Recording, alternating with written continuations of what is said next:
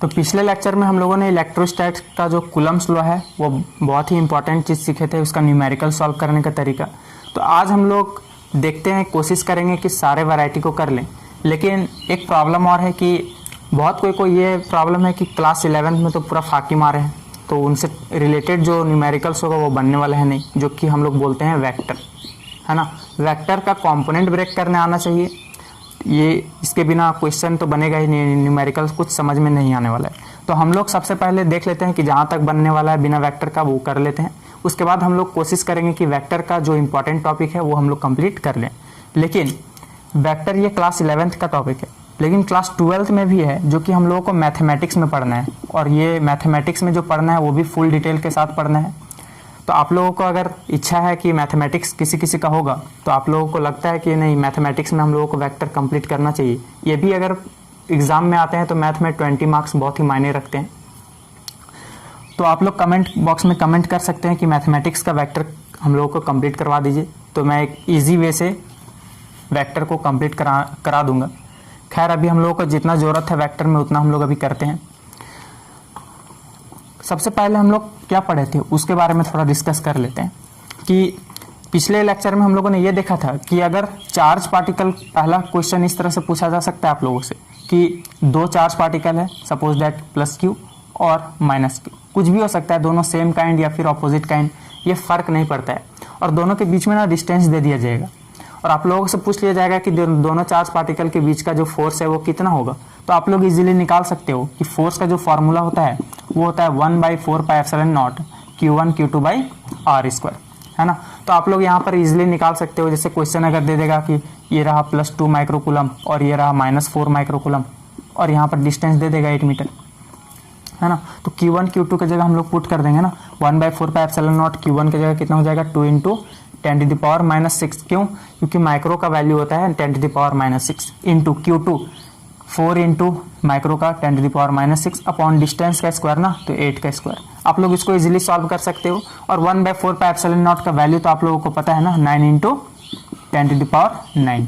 तो ऐसा क्वेश्चन बहुत ही क्या होगा, बेशर्म वाला बात है कि आप लोगों से करवाऊं, क्योंकि आप लोग तो खुद बहुत ही इंटेलिजेंट हो, तो ऐसा क्वेश्चन कराने का कोई मायने नहीं रखता है।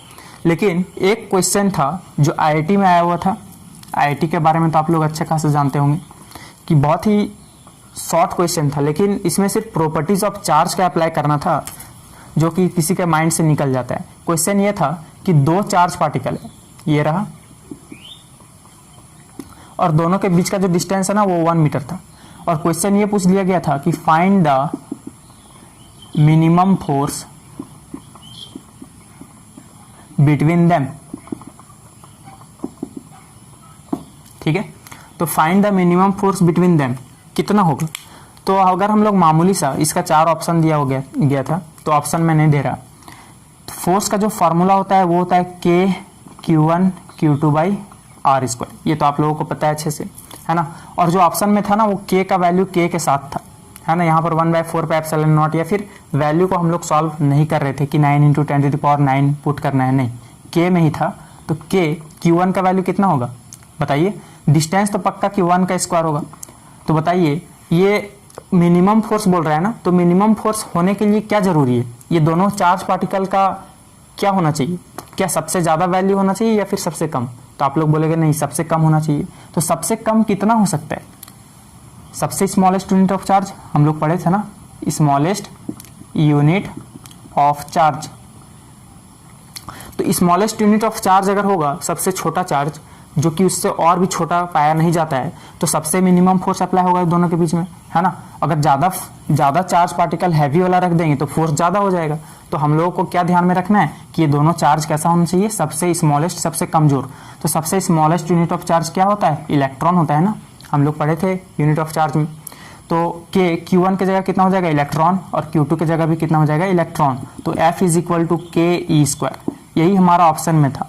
देखिए कितना इजी क्वेश्चन था, जो कि आईआईटी में पूछा गया था ये, है ना। बहुत ही इंपॉर्टेंट क्वेश्चन है। तो आईआईटी में कुल मिलाकर के टफ नहीं आता है, सिर्फ आता क्या है कि ऐसा वैल्यू दे देता है जो बच्चा लोग के दिमाग से क्या होता है, निकल जाता है ना। लेकिन क्वेश्चन कुछ टफ नहीं रहता है। अब देखिए हम लोग दूसरे टाइप का जो क्वेश्चन था वो हम लोग किस तरह से किए थे, पिछले लेक्चर में हम लोगों ने डिस्कस किया था कि दो चार्ज पार्टिकल जो होते हैं, सपोज दैट ये Q और ये भी Q, दोनों का बीच का जो डिस्टेंस है वो दे देगा, है ना। अगर ये दोनों charge particle like charge particle हो या फिर अनलाइक हो सकता है, कुछ भी हो सकता है ना, तो हम लोगों ने ये पिछले लेक्चर में इसके बारे में अच्छे से डिस्कस कर लिया था कि अगर दोनों चार्ज है, तीसरा चार्ज हम लोग कहाँ प्लेस करेंगे कि उस बॉडी पर नेट फोर्स क्या आना चाहिए, 0 आना चाहिए। तो ये पिछले लेक्चर में आप लोग जा करके देख लीजिएगा जो जो नहीं देखे हैं, है ना। तो हम लोग ये समझ चुके थे कि अगर दोनों चार्ज पार्टिकल लाइक हो तो हम लोग जो चार्ज पार्टिकल रखते हैं वो कहाँ रखते हैं, बिटवीन देम, दोनों चार्ज पार्टिकल के बीचों बीच में रखते हैं ना। और अगर अनलाइक हो तो हम लोग चार्ज पार्टिकल को कहाँ रखते हैं, इन साइड, चार्ज पार्टिकल के साइड में रखते हैं, लेकिन किसके तरफ, जिसका मैग्नीट्यूड कम होता है। ठीक है, तो ये बात आप लोगों को अच्छे से समझ में आ गया होगा पिछले लेक्चर में कि अगर दोनों चार्ज पार्टिकल के बीच में रखेंगे, कब रखेंगे, जब दोनों लाइक चार्ज, इट मीन्स ये भी पॉजिटिव या फिर ये भी पॉजिटिव या दोनों नेगेटिव, है ना। तो बीच में रखते हैं तभी नेट फोर्स 0 आने का संभावना होता है। क्यों, क्योंकि इस पे डायरेक्शन जो है फोर्स का ऑपोजिट लगता है ना, ऑपोजिट होगा तभी तो नेट फोर्स 0 आएगा। अगर मैं बोलूँ कि एक बॉक्स है, एक बॉक्स पे अगर 50 न्यूटन इधर अप्लाई हो रहा है, तो अगर मैं बोलूँ कि इस पे नेट फोर्स ना 0 करना है तो कैसे करोगे, क्या इधर ही फोर्स लगाएंगे क्या, नहीं ना, इसका ऑपोजिट में लगाना पड़ेगा। तो सबसे हाईली रिकमेंडेड क्या है कि नेट फोर्स 0 होने के लिए ऑपोजिट डायरेक्शन में फोर्स अप्लाई होना चाहिए और दोनों का मैग्नीट्यूड भी क्या होना चाहिए, सेम होना चाहिए, तभी नेट फोर्स 0 होने का संभावना है, वरना नहीं। तो ये आप लोग पिछले लेक्चर में जाकर के देख सकते हो। एक क्वेश्चन हम लोग सॉल्व करते हैं जो कि आप लोगों को समझने के लिए कैसे सॉल्व किया जाता है। तो एक ही बताऊंगा, चाहे वो लाइक हो या अनलाइक। चलिए अनलाइक चार्ज ले लेते हैं, है ना। तो सपोज दैट कि पहला है +10 माइक्रोकूलम और दूसरा है -40 माइक्रोकूलम, और दोनों के बीच का जो डिस्टेंस है ना वो 4 मीटर है। ठीक है, और बोल दिया गया कि तीसरा चार्ज पार्टिकल को कहाँ रखेंगे कि नेट फोर्स 0 होना चाहिए। तो देखिए कौन सा चार्ज है, पहला पॉजिटिव दूसरा नेगेटिव, तो ये अनलाइक चार्ज है ना। तो तीसरा चार्ज को ना हम लोग सपोज दैट कि यहाँ पर रख दिए और क्या करते हैं, इसके बीच का डिस्टेंस निकाल लिए। सपोज दैट कि x हमको पता नहीं है, यही तो निकालना है कि कितना डिस्टेंस पर रखेंगे कि नेट फोर्स 0। और इन दोनों चार्ज पार्टिकल के बीच का डिस्टेंस कितना है, इधर का 4 और इधर का x, तो कितना हो जाएगा 4 + x। अब हम लोग करेंगे क्या कि नेट फोर्स 0 अप्लाई करना है, तो एक बार इन दोनों के कारण फोर्स निकालेंगे और एक बार इन दोनों के कारण फोर्स निकालेंगे, है ना। अब दोनों के फोर्स को क्या कर देंगे, इक्वेट कर देंगे, इक्वल कर देंगे, तो हम लोगों का वहाँ से x का वैल्यू निकल जाएगा। क्योंकि नेट फोर्स में क्या होता है कि ऑपोजिट में लगना चाहिए। तो देखिए यहाँ पर ऑपोजिट लग रहा है ना, ये प्लस इस प्लस को बोलेगा दूर भागो और ये प्लस ये माइनस बोलेगा तुम मेरे तरफ आओ, हम लोग अच्छे दोस्त हैं, है ना। तो ये दोनों देखिए अब डायरेक्शन कैसा है, ऑपोजिट, तो ऑपोजिट तो हो गया।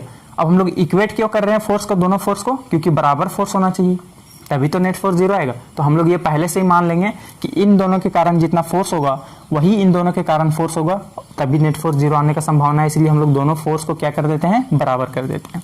तो देखिए इसका निकालें, कितना होगा 1/4πε0 Q1 × Q2 10 × 10⁻⁻6 Q1 Q2/r² distance कितना है x² इज इक्वल टू, अब इन दोनों के कारण निकालते हैं, कितना होगा 1/4πε0 Q1 कितना है Q × Q2 कितना है 40 × 10⁻⁻6 अपॉन डिस्टेंस कितना है 4 + x का होल स्क्वायर।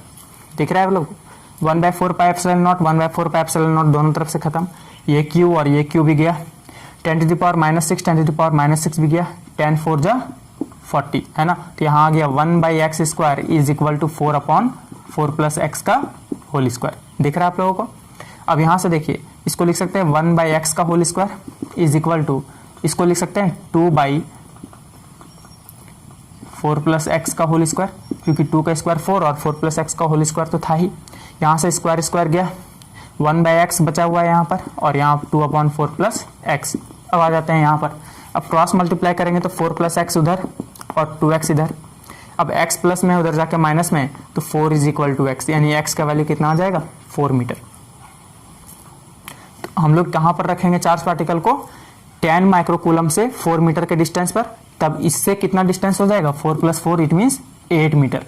अब दोनों में आप लोग फोर्स निकालिएगा एक बार इससे, एक बार इन दोनों के कारण देखिएगा दोनों का वैल्यू क्या आएगा, सेम आएगा। तो सेम आएगा तभी तो नेट फोर्स 0 आने का संभावना है ना। जैसे कि बताया था कि बॉक्स में ऑपोजिट में लगना चाहिए और दोनों का मैग्नीट्यूड भी सेम होना चाहिए फोर्स का, तभी नेट फोर्स 0 होगा। तो यहाँ से आप लोग चेक कर सकते हो। अब मैं दूसरा नहीं बता रहा, वो आप लोग खुद कर सकते हो, इतना आप लोगों का बेइज्जती है ना अगर मैं सारा चीज़ बता दूंगा तो। अब देखिए लाइक वाला खुद से कर लीजिएगा, बीच में रखिएगा चार्ज पार्टिकल को ऐसे, हिंट दे देता हूँ थोड़ा, ऐसे कीजिएगा। सपोज दैट कि ये पहला है +2 माइक्रोकूलम और दूसरा है +4 माइक्रोकूलम, दोनों के बीच का डिस्टेंस है 8 मीटर, है ना। तो तीसरा चार्ज पार्टिकल को बीच में रखेंगे, तो सपोज दैट कि यहाँ पर रख दिया मैंने, इसके बीच का डिस्टेंस है x, तो इन दोनों के बीच का डिस्टेंस कितना होगा, टोटल था 8 में x चल जाएगा, कितना हो जाएगा 8 - x। तो आप लोग एक बार इन दोनों का फोर्स निकालिएगा, एक बार इन दोनों का फोर्स निकालिएगा, दोनों का तो डिस्टेंस दिया हुआ है ना। अब दोनों को फोर्स निकाल करके इक्वेट कर दीजिएगा, वहाँ से x का वैल्यू निकल जाएगा, वो तो आप लोग ईजिली कर सकते हो। अब हम लोग क्लास 11th का जो वेक्टर है, इसमें सबसे इंपॉर्टेंट टॉपिक है रिजॉल्व करना। इट मीन्स कंपोनेंट में ब्रेक करने आना चाहिए, x कंपोनेंट कितना होता है और y कंपोनेंट कितना होता है, तो ये जरूरी है। तो चलिए सीखते हैं उसको। सपोज दैट कि हमारे पास ना कोई वेक्टर है, ये रहा v वेक्टर दिया हुआ है और इसका एंगल है थीटा। तो हम लोगों को क्या करना है, एक बार x कंपोनेंट निकालना है और एक बार y कंपोनेंट निकालना है। ये रहा x एक्सिस है और ये y एक्सिस है। तो x कंपोनेंट ये रहा, ये क्या है, x कंपोनेंट है। तो ये x कंपोनेंट का वैल्यू कितना होगा और ये y कंपोनेंट का वैल्यू कितना होगा, वो हम लोगों को निकालना रहता है। तो कैसे निकालेंगे, ये जो ये v दिया हुआ है, v वेक्टर है ना, ये ट्रायंगल दिख रहा है, इस ट्रायंगल में अगर हम लोग क्या कर देंगे, साइन थीटा को अप्लाई कर देंगे। साइन थीटा क्या होता है, p/h, दिख रहा है। p का वैल्यू कितना है देखिए, तो y कंपोनेंट है और h हाइपोटेनस क्या है देखिए, तो ये भी है ना। तो यहां से अगर मैं y कंपोनेंट को निकाल लूं, कितना हो जाएगा, v डिवाइड में उधर जाके मल्टीप्लाई में, तो v साइन थीटा। तो y कंपोनेंट का जो वैल्यू है वो कितना आ जाएगा, v साइन थीटा। तो ये तो समझ में आ गया। अब हम लोग x कंपोनेंट को कैसे निकालेंगे, उसी ट्रायंगल में क्या कर देंगे, cos थीटा को अप्लाई करेंगे। तो cos थीटा को अगर हम लोग अप्लाई करते हैं तो क्या हो जाता है, cos थीटा का value b/h। What is the value of b in this triangle, इस ट्रायंगल में b का वैल्यू क्या है, इट मींस बेस कितना है देखिए, x कंपोनेंट है ना, अपॉन हाइपोटेनस, हाइपोटेनस कितना है, v है। अब यहां से अगर मैं x कंपोनेंट को निकालूं तो कितना हो जाएगा, v डिवाइड में उधर जाके मल्टीप्लाई में, तो v cos थीटा। तो x कंपोनेंट का वैल्यू कितना हो जाएगा, v cos थीटा। अब यहाँ पर दिक्कत यह आता है कि हमेशा रट लेते हैं सब कि x में हमेशा cos आता है और y में हमेशा sin आता है। तो ये हमेशा मिथ्य वाला बात है ना, कभी सच नहीं है। सच्चाई क्या है इसका अभी हम लोग प्रूफ करने वाले हैं। देखिए आप लोगों का यही कहना है ना कि हमेशा x कंपोनेंट क्या आता है, cos थीटा आता है और y कंपोनेंट में क्या आता है, sin थीटा आता है, लेकिन ये गलत है। इसको याद करने का तरीका क्या है, देखिए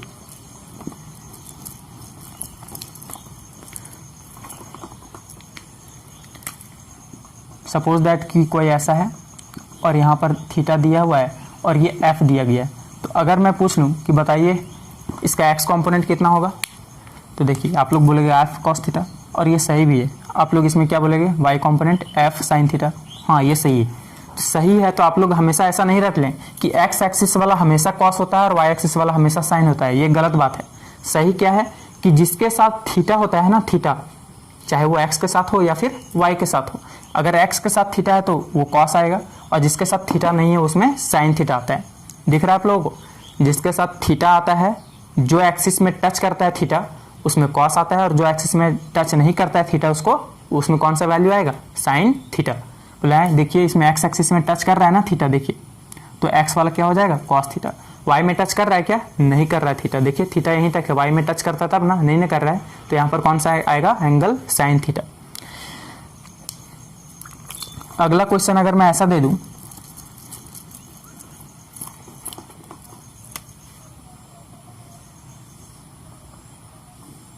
v और थीटा अगर इसका दे दूं, तो देखिए ये x एक्सिस है और ये y एक्सिस है।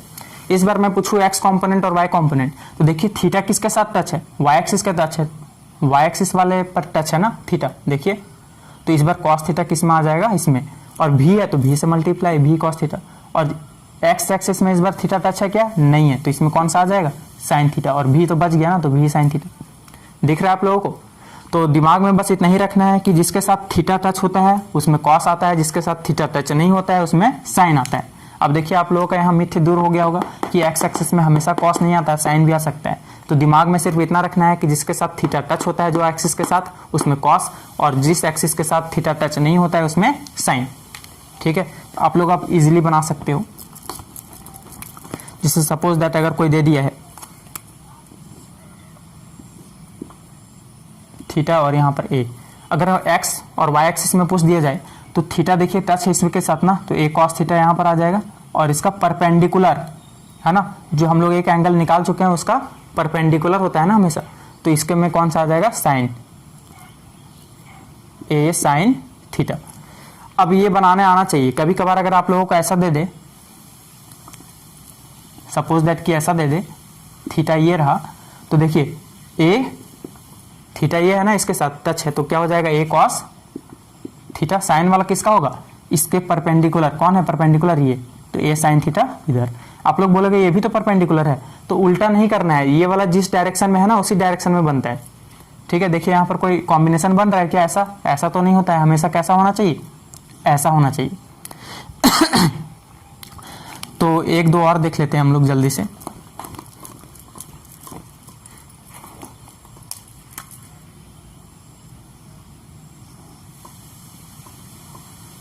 भी, तो बताइए इसका क्या हो जाएगा, एक तो थीटा इसके साथ टच है ना, तो भी कॉस थीटा। अब इसका परपेंडिकुलर ये वाला लाइन का कौन सा होगा, इधर देखिए भी साइन थीटा।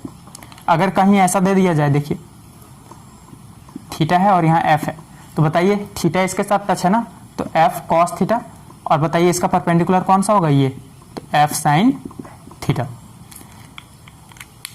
दिख रहा है, कहीं कहीं अगर आप लोगों का एंगल में थोड़ा टिल दे दिया जाए, टिल है ना, थोड़ा एंगल में पहले से ही टिल किया रहता है, देखिए ऐसे,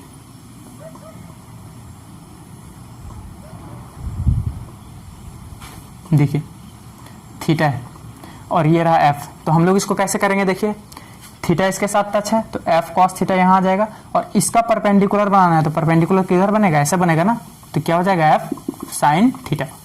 दिख रहा है आप लोगों को, ऐसे करना है।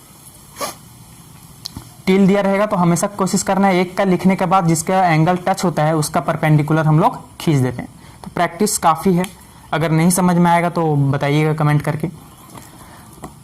सिर्फ दिमाग में इतना रखना है कि जिसके साथ थीटा वो कॉस, और उसका परपेंडिकुलर वाला क्या हो जाता है, साइन, है ना।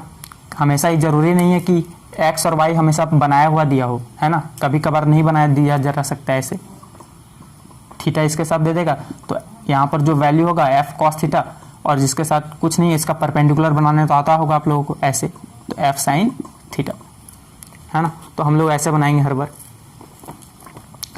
अब हम लोग मेन बात करते हैं रिजल्टेंट। रिजल्टेंट बनाना भी आना चाहिए। रिजल्टेंट बोले तो जैसे अगर मैं पूछूं आपसे कि एक बॉक्स है ना, एक बॉक्स पे अगर एक इंसान 50 न्यूटन का इधर फोर्स लगा रहा है और एक गधेड़ा, सपोज दैट कि ये कार था, कार में 2 आदमी थे, एक चला रहे थे और एक 2 पीछे बैठे हुए थे, ठीक है। अब दोनों, कार जो है रुक गया कुछ खराबी के कारण, तो दोनों आदमी उतरा और बोला कि ड्राइवर धक्का मारो थोड़ा, तो पहला इंसान इधर लगाया और दूसरा इंसान इधर लगाया 30 न्यूटन का। बताइए इस कार पर टोटल फोर्स कितना अप्लाई होगा, 50 + 30 होगा ना, 50 + 30 कितना हो जाएगा, 80 न्यूटन का फोर्स अप्लाई होगा इस कार पर टोटल, है ना। क्या किया हम लोग, ऐड कर दिए। लेकिन अगर मैं आपसे यही पूछ दूं, चलिए इसको अच्छे से समझते हैं, अच्छे से थोड़ा डायग्राम अच्छे से। ये कार है ना, ये कार पर एक इंसान जो है 50 न्यूटन का फोर्स इधर से अप्लाई किया और 30 न्यूटन का इधर से अप्लाई किया। तो अगर मैं बोलूं कि इस कार पर नेट फोर्स कितना अप्लाई होगा, तो आप लोग क्या कीजिएगा, 50 न्यूटन + 30 न्यूटन = 80 न्यूटन, है ना। लेकिन अगर मैं यही बोलूं कि वो कार में ना एक पागल इंसान था, एक इंसान तो 50 न्यूटन का इधर से धक्का मार रहा है और दूसरे इंसान जो है ना 30 न्यूटन का इधर से धक्का मार रहा है, तो अगर मैं आपसे इसमें पूछूं कि बताइए इसका नेट फोर्स कितना होगा, तो आप लोग क्या कीजिएगा, 50 न्यूटन में 30 न्यूटन क्या कर दे रहा है, कैंसिल कर दे रहा है ना, क्योंकि ये तो खुद पागल है, इसको इधर से फोर्स अप्लाई करना चाहिए था। तो 50 न्यूटन - 30 न्यूटन तो कितना हो जाएगा, 20 न्यूटन। दिख रहा है आप लोगों को। तो अगर मैं इसमें से ये देखा गया है कि अगर सेम डायरेक्शन में फोर्स अप्लाई हो रहा है तो ऐड हो जाता है है ना, और अगर ऑपोजिट में होता है तो सब्ट्रैक्ट हो जाता है। लेकिन अगर मैं बोलूँ कि बताइए कि एक इंसान 50 न्यूटन का इधर लगा रहा है और एक क्रेन के द्वारा कुछ एंगल में लगा रहा है थीटा, एफ फोर्स उधर है ऊपर अप्लाई कर रहा है, दिख रहा है आप लोगों को। तो बताइए इसमें क्या नेट फोर्स हम लोग क्या ऐड करेंगे? नहीं, यहाँ पर ऐड भी नहीं किया जा सकता और नहीं सब्ट्रैक्ट किया जा सकता है। तो हम लोग करेंगे क्या? तो इसी एंगल के लिए ना एडिशन के लिए एक वेक्टर में एक तरीका होता है, फॉर्मूला होता है। तो उसी फॉर्मूला के बारे में हम लोग डिस्कस करने वाले हैं, है ना। आप लोगों को समझ में आ गया होगा कि क्या होता है ना। जैसे सपोज दैट कि कोई पार्टिकल है, एक पार्टिकल में अगर दोनों सेम डायरेक्शन में फोर्स होता है तो हम लोग क्या करते हैं? ऐड करते हैं। अगर एक पार्टिकल में एक इधर और एक इधर फोर्स अप्लाई हो रहा है तो हम लोग क्या करते हैं? सब्ट्रैक्ट करते हैं। लेकिन अगर वही पार्टिकल हो और एक फोर्स इधर अप्लाई हो रहा है और एक कुछ एंगल में अप्लाई हो रहा है तो हम लोग क्या ऐड या सब्ट्रैक्ट? दोनों में से कुछ भी नहीं कर सकते हैं। तो उसके लिए एक फॉर्मूला होता है, चलिए देखते हैं क्या। सपोज दैट कि ये पहला पार्टिकल है, पहला फोर्स इधर अप्लाई हो रहा है और दूसरा फोर्स इधर अप्लाई हो रहा है, दोनों के बीच का एंगल है थीटा, ठीक है। तो पहला फोर्स का हम लोग नाम दे देते हैं P और दूसरे का Q। तो फॉर्मूला जो होता है एफ नेट का वो होता है under root p square plus q square plus 2pq cos theta. दिख रहा है आप लोगों को। तो एफ नेट का जो फॉर्मूला होता है, अगर कुछ एंगल में दोनों फोर्स अप्लाई हो रहा है तो पहला फोर्स का स्क्वायर प्लस दूसरे फोर्स का स्क्वायर प्लस 2 इंटू पहला फोर्स इंटू दूसरा फोर्स इंटू दोनों के बीच का कॉस वाला एंगल, वो भी स्क्वायर रूट के अंदर। तो P square plus q square plus 2pq cos theta. तो ये फॉर्मूला याद रखना बहुत जरूरी है, इसके बिना क्वेश्चन नहीं बनने वाला है बिना वेक्टर का। एक तो कंपोनेंट ब्रेक करने आना चाहिए जो कॉस थीटा और साइन थीटा वाला, और एक ये वाला नेट फोर्स निकालने का तरीका पता होना चाहिए। नेट फोर्स में 3 आता है ना, एक एडिशन वाला जब दोनों सेम डायरेक्शन में हो, और ऑपोजिट डायरेक्शन में सब्ट्रैक्शन वाला, और एफ नेट जब कुछ एंगल में हो दोनों फोर्स के बीच में, तो हम लोग ये वाला फॉर्मूला को अप्लाई करते हैं। अब इसमें आता है कि आप इसमें किस तरह का क्वेश्चन आएगा, तो चलिए देख लेते हैं। सपोज दैट कि कोई एक ट्रायंगल है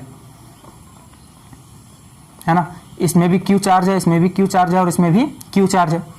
पूछ लिया जाएगा सपोज दैट कि सब में क्यू है प्लस सबका डिस्टेंस भी दिया रहेगा, ये बोल दिया जाएगा इस क्यू पर इन दोनों चार्जेस के कारण क्या फोर्स अप्लाई होगा। तो देखिए, और ये इक्विलैटरल ट्रायंगल दिख रहा है तो सबका एंगल कितना हो जाएगा? 60, ये भी 60। तो इस क्यू को ये प्लस, ये भी प्लस, ये प्लस, इस प्लस को लात मार के भगाएगा, इट मींस फोर्स किधर अप्लाई होगा? इधर होगा। होगा कि नहीं होगा? अब देखिए इस प्लस क्यू के कारण इस क्यू पर कितना फोर्स अप्लाई होगा? इधर होगा, है ना। सपोज दैट इसका F1 फोर्स है और इसका F2 फोर्स है। अब दोनों के बीच का जो एंगल है कितना है? 60 है ना। अब दोनों फोर्स को हम लोग ना ही ऐड कर सकते हैं और ना ही सब्ट्रैक्ट कर सकते हैं। क्यों? क्योंकि जो दोनों फोर्स है वो क्या है? कुछ एंगल में है, ना ही सेम डायरेक्शन में है ना ही ऑपोजिट डायरेक्शन में है। तो हम लोग एफ नेट जो है यहाँ पर कैसे निकालेंगे? F1 का स्क्वायर प्लस F2 का square plus 2F1 F2 cos 60 degree, इसको सॉल्व करके हम लोग निकालेंगे, है ना। तो इस तरह का क्वेश्चन बहुत ही इंपॉर्टेंट है और ये हम लोगों का एग्जाम में आते नहीं है, लेकिन हम लोगों को सॉल्व करना जरूरी है। क्यों? क्योंकि बहुत बड़ा बड़ा डेरिवेशन हम लोगों को डर खत्म हो जाएगा अगर हम लोग इस तरह का क्वेश्चन को सॉल्व करेंगे तो, है ना। वो कहते हैं ना कि अगर कोई इंसान पहाड़ चढ़ने सीख गया तो उसके लिए सीढ़ी चढ़ना कोई मामूली बात नहीं है, इजीली चढ़ सकता है। लेकिन अगर कोई सीढ़ी चढ़ गया तो पहाड़ चढ़ने सीख नहीं सकता है, क्योंकि उसका प्रैक्टिस ही छोटा लेवल तक है, बड़ा लेवल में नहीं जा सकता है। लेकिन अगर कोई बड़ा लेवल में प्रैक्टिस किया तो छोटे लेवल का प्रैक्टिस इजीली कर सकते है ना। तो हम लोग हमेशा कोशिश करेंगे कि बहुत ही हाई बड़ा बड़ा क्वेश्चन बनाएं, ताकि जो छोटा इजी लेवल का जो क्वेश्चन है वो हम लोगों से इजीली सॉल्व हो जाए। तो नेक्स्ट वीडियो में हम लोग देखने वाले हैं इस टाइप का क्वेश्चन जो कि बहुत ही इंपॉर्टेंट है। तो गाइज आज के लिए इतना ही, थैंक यू।